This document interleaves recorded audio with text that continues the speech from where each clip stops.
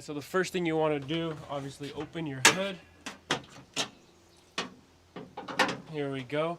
And these are basically just plug and play. You just pop them right in here and then connect the lines all the way to the fuse box right here, and then you want to ground it to your block. Okay, so when you take it out of the box, you want to go ahead and just push down on this little thing and just disconnect each little piece. Alright, there you go. So this is going to be our wiring. We can worry about that in a little bit. But for now, all you want to do is take each little piece, flip it over from the back, and then push these little clamps in out of here. So the little casing right here can just come out. And you want to take this, put it away.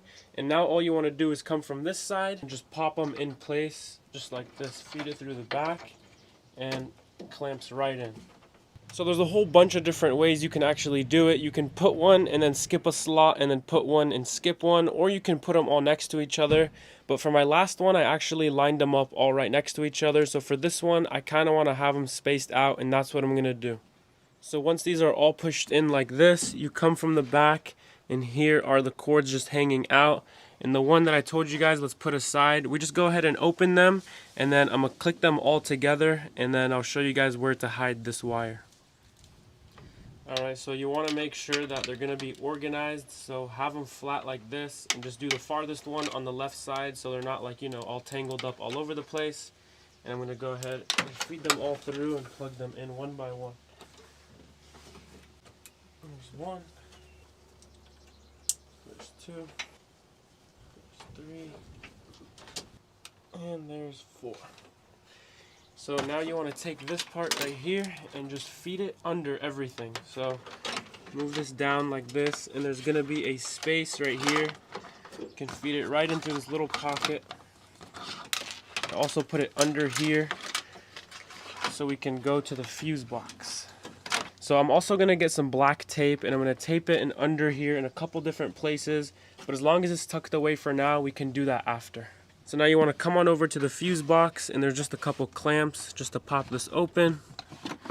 Alright, we're actually going to go for this one right here. So there's going to be two that are sideways, and we're just going to go for 10A, which is going to be this first one right here. Take out your little tool, go to this first one right here. Mine looks a little different because I've messed with it before, but you just use your tool just to pop it right out. In the box, it's actually going to come with this. So what you want to do here, take this fuse that we just popped out in this socket right here. Alright, so now it is just like that, and there's two pieces right here.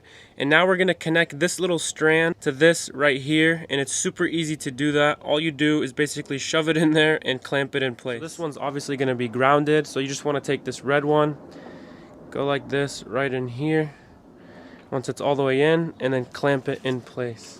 Push this little green part just like that. So by the way guys, this stuff, like I said before, is really high quality. All the wirings and all the cables, they feel really nice, so you know you're getting your money's worth.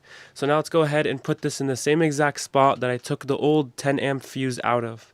So the way you want to actually put it in is go ahead and just twist it a little bit to the back, and then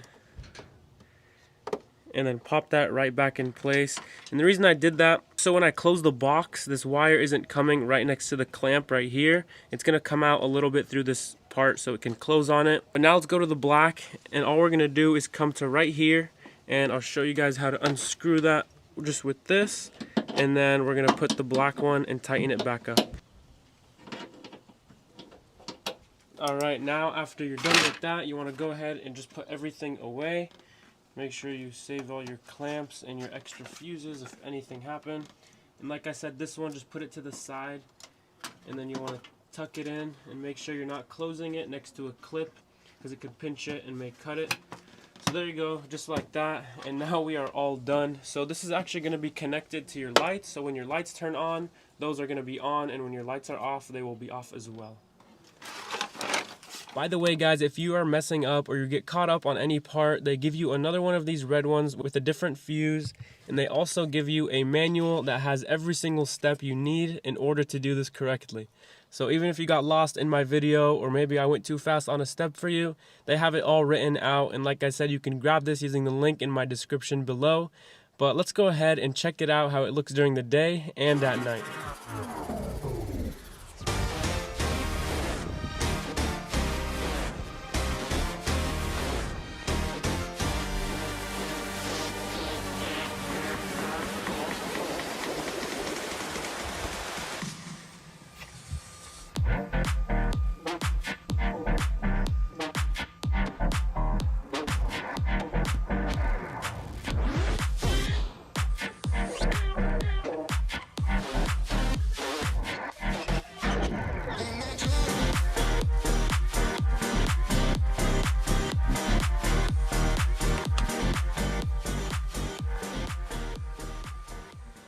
Alright you guys, well usually with Raptor lights you either love them or you either just don't like them at all. But for me, they kind of been growing on me. I took them off my last truck and then I kind of regretted it and I wanted to keep them on.